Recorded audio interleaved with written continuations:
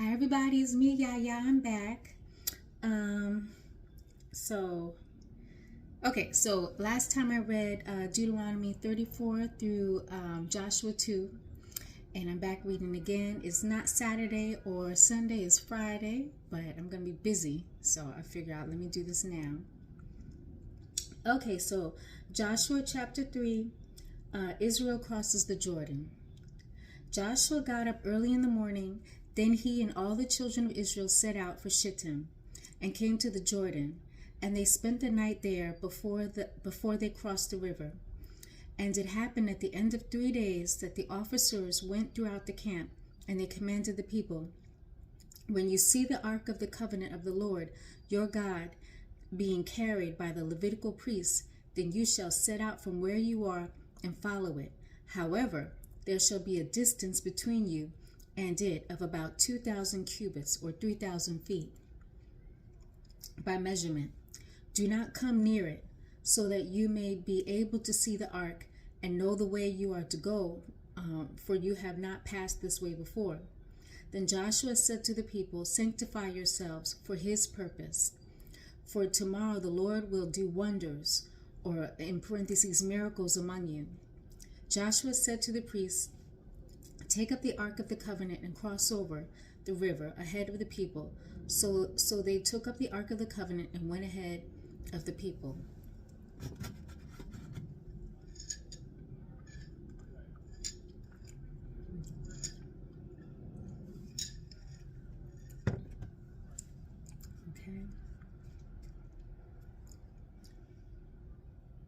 Okay.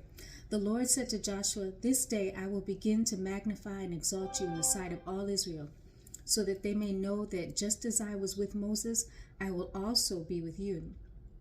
You shall command the priests to carry the ark of the covenant, saying, when you come up to the edge of the waters of the Jordan, you shall stand still in the Jordan."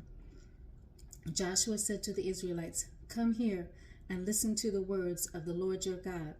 Joshua said, "By this you shall know that the living God is among you, and that he will, without fail, drive out from before you the Canaanite, the Hittite, the Hivite, the Perizzite, the Girgashite, the Amorite, and the Jebusite. Behold, the ark of the covenant of the Lord of all the earth is crossing over ahead of you, leading the way into the Jordan. So now take for yourselves 12 men from the tribes of Israel, 1 man from each tribe. When the soles of the feet of the priests who carry the ark of the Lord of all the earth, come to rest in the waters of the Jordan, the waters of the Jordan flowing down from above will be cut off, and they will stand in one mass of water."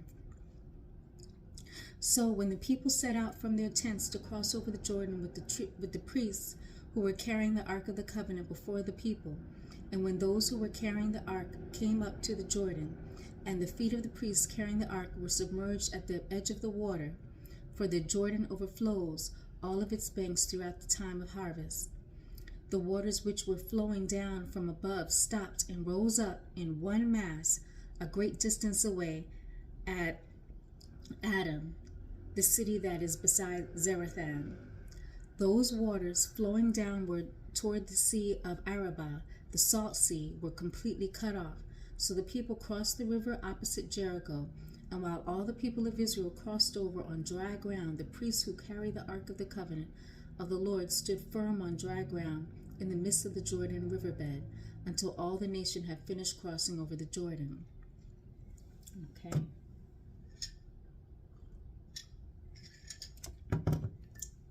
Okay, so I'm down in the footnotes.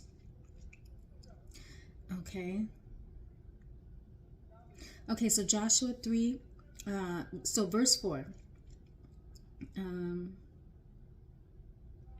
"However, there shall be a distance between you and it of about 2,000 cubits, or 3,000 feet by measurement. Do not come near it, so that you may be able to see the ark and know the way you are to go, for you have not passed this way before." The implication is that coming too close to the ark would invite the divine punishment of death, and that the people can only follow the ark if they can keep a safe distance.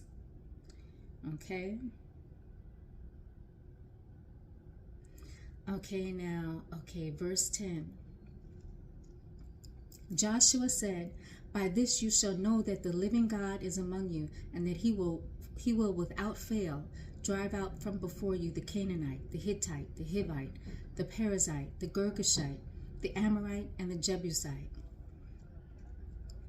Okay, and it says here, the various tribal groups populating the land of Canaan were the descendants of Canaan, the youngest son of Ham, the son of Noah. See Genesis 10, verses 15 through 19. Okay.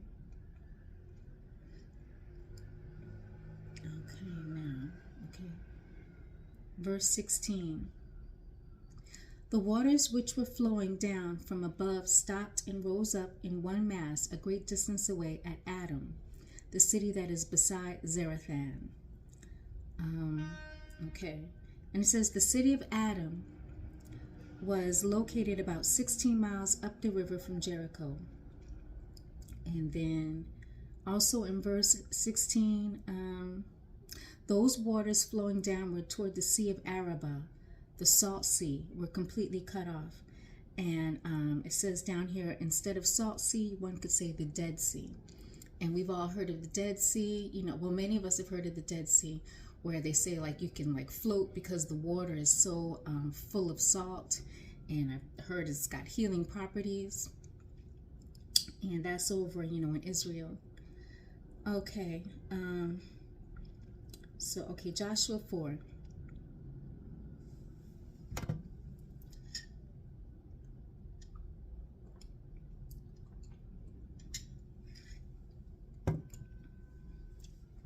Okay. Memorial stones from Jordan. So it was when all the nation had finished crossing the Jordan, the Lord said to Joshua, "Take for yourselves the 12 men, in brackets chosen from among the people, one man from each tribe, and command them, pick up for yourselves 12 stones, in brackets one each, from here, out of the midst of the Jordan, from the place where the priest's feet are standing firm. Carry them over with you, and lay them down at the places where you will spend the night tonight." Then Joshua called the 12 men whom he had appointed from the sons of Israel, one man from each tribe. And Joshua said to them, "Cross over again to the ark of the Lord your God into the midst of the Jordan, and each of you take up a stone on his shoulder, according to the number of the tribes of the sons of Israel, so that this may be a sign among you when your children ask later, 'What do these stones mean to you?' Then you shall say to them that the waters of the Jordan were cut off before the ark of the covenant of the Lord when it crossed the Jordan. The waters of the Jordan were cut off. So these stones shall be a memorial for Israel forever."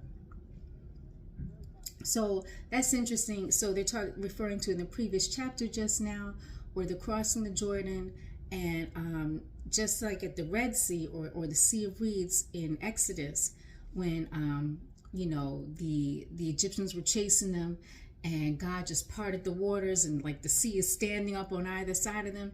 So the same thing happened at the Jordan River.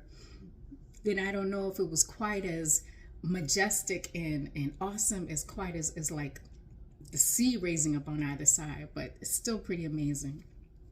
I mean, we don't see anything like that happening today,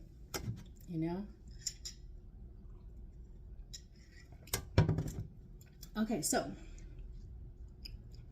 the 12 men from the sons of Israel did as Joshua commanded, and took up 12 stones out of the midst of the Jordan, according to the number of the tribes of the sons of Israel, just as the Lord had spoken to Joshua.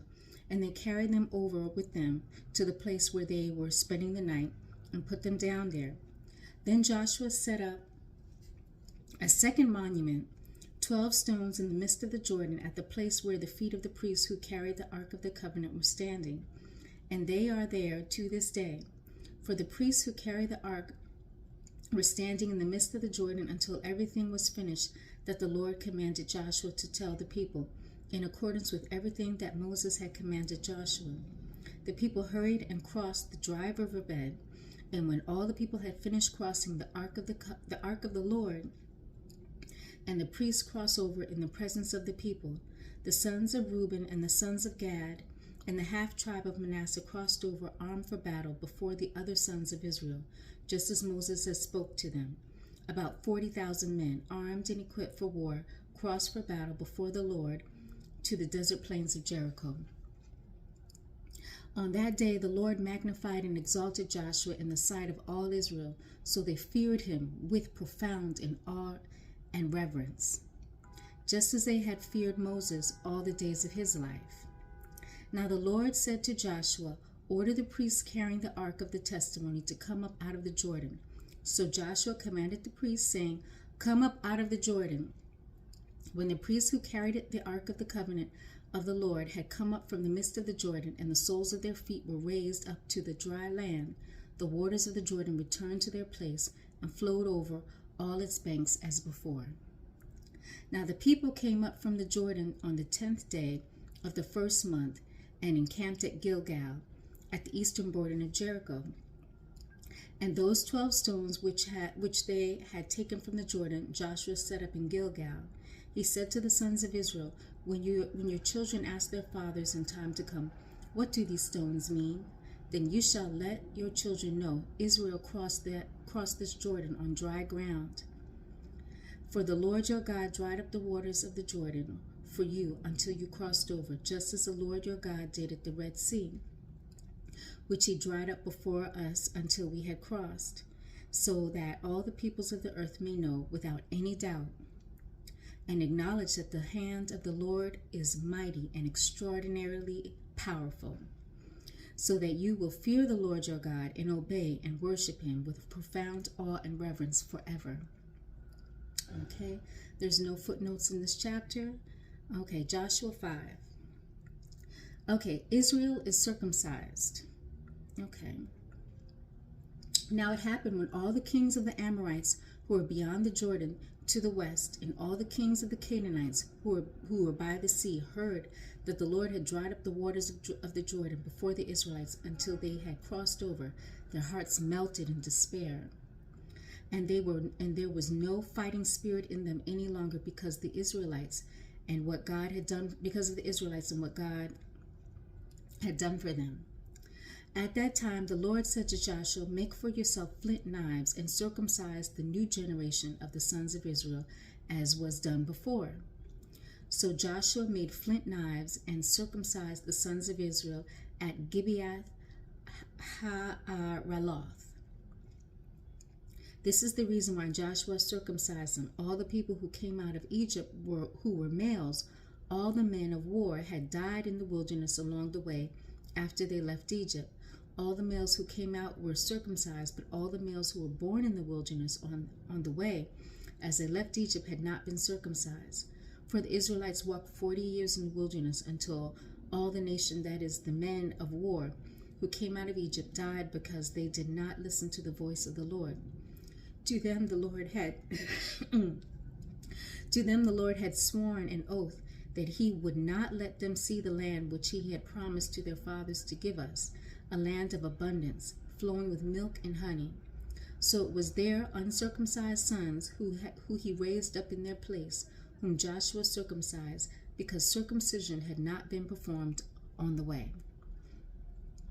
Then, when they had finished circumcising all the males of the nation, they stayed in their places in the camp until they were healed.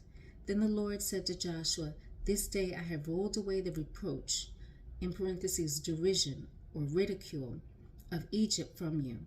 So the name of that place is called Gilgal, in parentheses, rolling, to this day. While the Israelites camped at Gilgal, they observed the Passover on the evening of the 14th day of the month on the desert plains of Jericho. On the day after Passover, on that very day, they ate some of the produce of the land, unleavened bread and roasted grain. And the manna ceased on the day after they had eaten some of the produce of the land, so that the Israelites no longer had manna, but they ate some of the produce of the land of Canaan during that year. Now when Joshua was by Jericho, he looked up, and behold, a man was standing opposite him with his drawn sword in his hand. And Joshua went to him and said to him, "Are you for us or for our adversaries?" He said, "No, rather I have come now as a captain of the army of the Lord. Then Joshua fell with his face toward the earth and bowed down and said to him, What does my Lord have to say to his servant? The captain of the Lord's army said to Joshua, Remove your sandals from your feet, because the place where you are standing is holy, in parentheses, set apart to the Lord. And Joshua did so. Okay, so I'm moving down to the footnotes.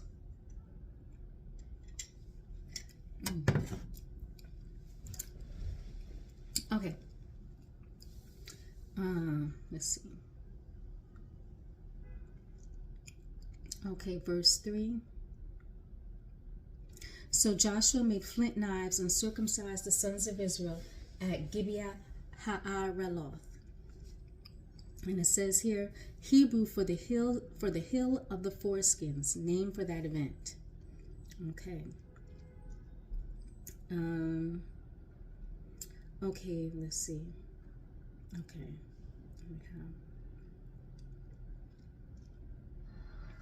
Okay, verse 13. Now when Joshua was by Jericho, he looked up, and behold, a man was standing opposite him with his drawn sword in his hand. And Joshua went to him and said to him, Are you for us or for our adversaries?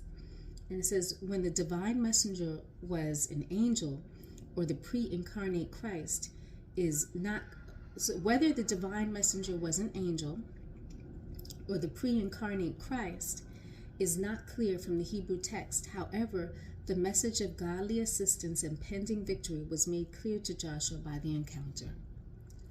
Okay, I'm going to keep going. Okay, Joshua 6, the conquest of Jericho. Now Jericho, a fortified city with high walls, was tightly closed because of the people's fear of the sons of Israel. No one went out or came in. The Lord said to Joshua, See, I have given Jericho into your hand, with its king and the mighty warriors. Now you shall march around the city, all the men of war, circling the city once. You shall do this once each day for 6 days. Also 7 priests shall carry 7 trumpets made of ram's horns ahead of the ark. Then on the 7th day you shall march around the city 7 times, and the priests shall blow the trumpets when they make a long blast with the ram's horn. And when you hear the sound of the trumpet, all the people shall cry out with a great shout, in parentheses, battle cry. And the wall of the city will fall down in its place, and the people shall go up, each man going straight ahead, climbing over the rubble. So Joshua the son of Nun called for the priests and said to them, Take up the ark of the covenant, and have 7 priests carry 7 trumpets made of ram's horns ahead of the ark of the Lord. He said to the people, Go forward, march around the city, and let the armed men go ahead of the ark of the Lord. And it was so, that when Joshua had spoken to the people, the 7 priests carrying the 7 trumpets made ram's horns went on before the Lord and blew the trumpets. Then the ark of the covenant of the Lord went behind them. The armed men went in front of the priests who blew the trumpets, and the rear guard came after the ark, while the people continued to blow the trumpets. But Joshua commanded the people, You shall not shout the battle cry, nor let your voice be heard, nor let a word come out of your mouth until the day I tell you to shout. Then you shall shout. So Joshua had the ark of the Lord taken around the city on the first day, circling it once. Then they came back into the camp and spent the night in the camp. Then Joshua got up early in the morning on the 2nd day, and the priests took up the ark of the Lord. The 7 priests carrying the 7 trumpets made of ram's horns ahead of the ark of the Lord went on continually blowing the trumpets, and the armed men went ahead of them, and the rear guard came after the ark of the Lord, while the priests continued to blow the trumpets. On the 2nd day they marched around the city and returned to the camp. They did this for 6 days. Then on the 7th day they got up early at daybreak and marched around the city in the same way 7 times. Only on that day they marched around the city 7 times, and the 7th time, when the priests had blown the trumpets, Joshua said to the people, Shout! For the Lord has given you the city. The city and everything that is in it shall be under the ban that is designated to be destroyed as a form of tribute to the Lord. and only Rahab the prostitute and all the people who are with her in her house shall be allowed to live, because she hid and protected the messengers, or in parentheses, scouts, who we sent. But as for you, keep yourselves away from the things under the ban, which are to be destroyed, so that you do not covet them and take some of the things under the ban for personal gain, and put the camp of Israel under the ban, in parentheses, doomed to destruction, and bring disaster upon it. All the silver and gold and articles of bronze and iron are wholly consecrated to the Lord. They shall go into the treasury of the Lord. So the people shouted the battle cry, and the priests blew the trumpets. When the people heard the sound of the trumpet, they raised a great shout, and the wall of Jericho fell down. So the sons of Israel went up into the city, every man straight ahead, climbing over the rubble. And they overthrew the city. Then they utterly destroyed everything that was in the city, both man and woman, young and old, and ox and sheep and donkey, with the edge of the sword. But Joshua said to the two men who had spied out the land, Go into the prostitute's house and bring the woman and all that she has out of there, as you have sworn to her. So the young men, the spies, went in and brought out Rahab and her father and her mother and her brothers and everything that she had. They also brought out all their relatives and allowed them to stay outside the camp of Israel at Gilgal during the time required for ceremonial cleansing. Then they completely burned the city and everything that was in it. They put all the silver and the gold and the articles of bronze and iron into the treasury of the house of tabernacle, into the treasury of the house, in parentheses, tabernacle of the Lord. So Joshua spared Rahab the prostitute with her father's household and everything that she had, and she has lived among Israel to this day, because she hid the messengers, in parentheses, scouts, whom Joshua sent to spy out Jericho. Then Joshua made them take an oath at that time, saying, Cursed be the Lord. Cursed before the Lord is the man who rises up and rebuilds this city, Jericho. With the loss of his firstborn he shall lay its foundation, and with the loss of his youngest son shall he set up its gates. So the Lord was with Joshua, and his fame was in all the land. Okay, let's see. Joshua, okay, so 15. I'm down in the footnotes, verse 15. Then on the seventh day they got up early at daybreak and marched around the city in the same way 7 times. Only on that day they marched around the city 7 times. Okay, so it says down here, in ancient times, any walled town was called a city, and its ruler was called a king. But the fact that Joshua's army could march around Jericho 7 times in one day shows that it was a very small place. Though the walls were formidable, the area they enclosed only measured 7 acres. Wow. The whole circumference of the city was about 650 yards. Jebusite Jerusalem, which David captured, was about the same size. Schliemann, the German archaeologist, experienced a similar surprise in 1873 when he excavated the city of Troy, which Homer tells us withstood the Grecian warriors for quite some time. It would almost seem that these ancient cities were more like places of refuge for the area's population when an enemy approached. During peaceful times, a large proportion of the inhabitants would live outside the city walls because they were shepherds and farmers. Generally, only the craftsmen and administrators lived within the walls. Okay, I guess I'll read one last chapter.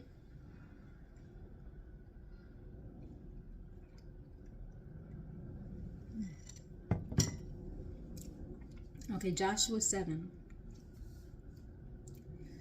Israel is defeated at Ai. Okay. But the sons of Israel acted unfaithfully and violated their obligation in regard to the things off limits under the ban, those things belonging to the Lord. For Achan, the son of Carmi, the son of Zabdi, the son of Zerah, from the tribe of Judah, took some of the things under the ban for personal gain. Therefore the anger of the Lord burned against the Israelites. Now Joshua sent men from Jericho to Ai, which is near Beth-aven, east of Bethel, and said to them, Go up and spy out the land. So the men went up and spied out Ai. Then they returned to Joshua and said to him, Do not make all the people go up to fight. Have only about 2,000 or 3,000 men go up and attack Ai. Do not make the entire army go up there, for they of Ai are few. So about 3,000 men from the sons of Israel went up there, but they fled in retreat from the men of Ai. The men of Ai killed about 36 of Israel's men and chased them from the gate as far as the bluffs, Shebarim, and struck them down as they descended the steep pass. So the hearts of the people melted in despair and began to doubt God's promise and became like water, in parentheses, disheartened. Okay, so that's interesting. It was 3,000 men that went up, but they killed 36 men, and the rest of the 3,000 men were scared. Okay. Then Joshua tore his clothes and fell face down on the ground before the ark of the Lord until evening, he and the elders of Israel, and with great sorrow they put dust on their heads.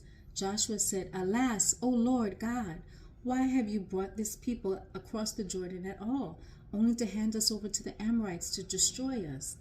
If only we had been willing to live beyond the Jordan.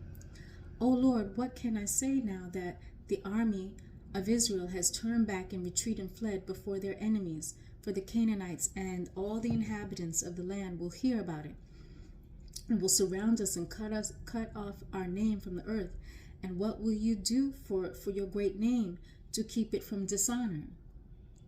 So the Lord said to Joshua, Get up. Why is it that when you have fallen on your face, Israel has sinned?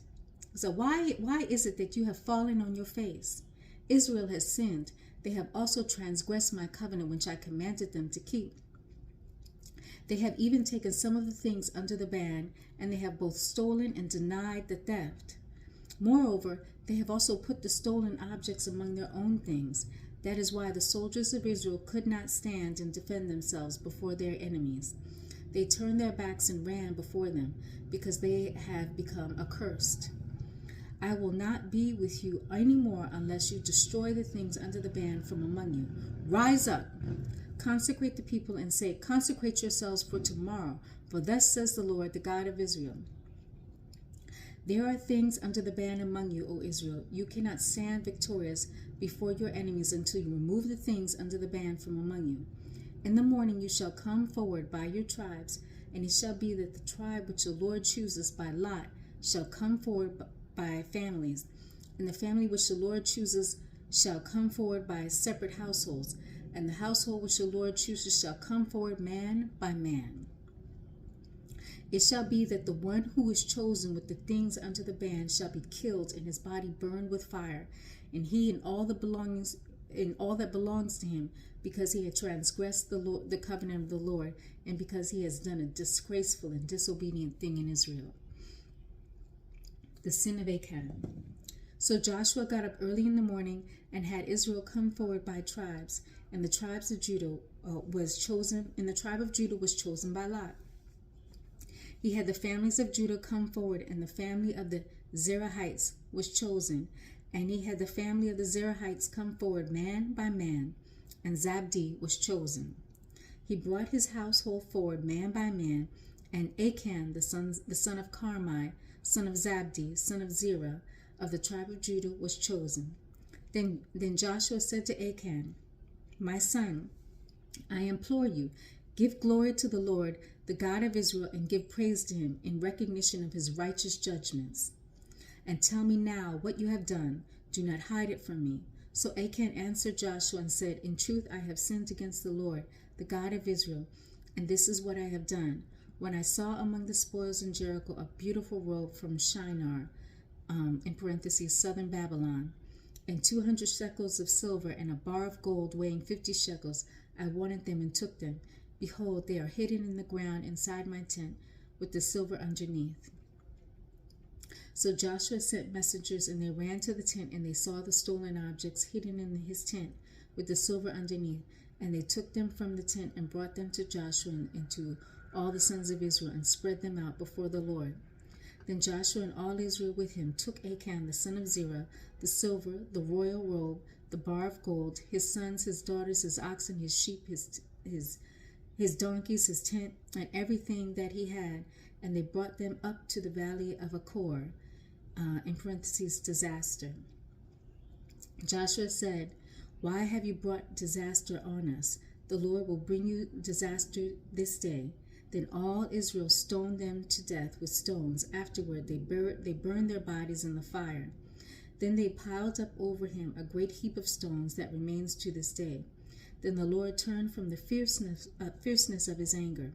Therefore, the name of that place has been called the Valley of Achor, in parentheses, disaster, to this day.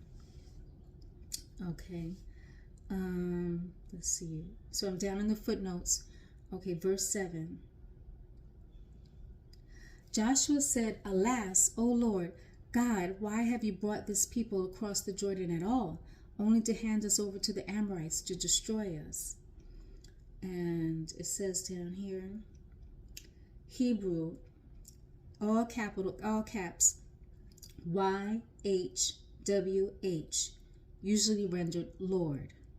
Okay. Okay, and then verse 11. Let's see, what's that? Okay. Okay, now verse 15. It shall be that the one who is chosen with the things unto the band shall be killed and his body burned with fire, he and all that belongs to him, because he has transgressed the covenant of the Lord, because he has done a disgraceful and disobedient thing in Israel. Achan, the guilty party, had not only violated the divine ban with full knowledge of what he was doing, but had attempted to escape prosecution by concealing the evidence. This was a despicable affront to God, calling for severest of punishments. Okay.